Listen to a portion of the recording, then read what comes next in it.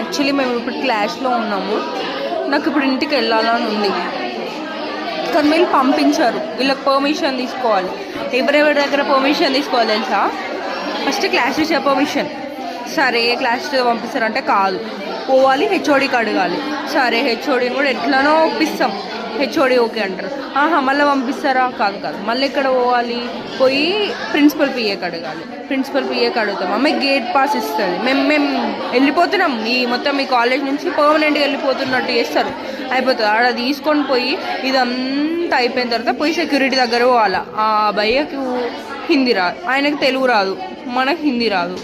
అందరికి కామన్గా వచ్చే ఇంగ్లీష్ ఆయనకు రాదు. ఆతే జాతే ఇంగ్లీష్తోని ఆయనకి చెప్పలేక, ఆయనకు అర్థమయ్యేదాకా ఉండలేక, తలకాయ నొప్పికి ఇదంతా ఆలోచించే గ్యాప్లో మాకు 4 కూడా అవుతుంది. అప్పుడు నేను ఇంటికి కూడా పోతా. అది సమస్య మా కాలేజీలో. ఇప్పటి నేను ఒక్కసారి కూడా ఆఫ్టర్నూన్ ఇంటికి పోలే. అది నా పరిస్థితి మా కాలేజ్లో.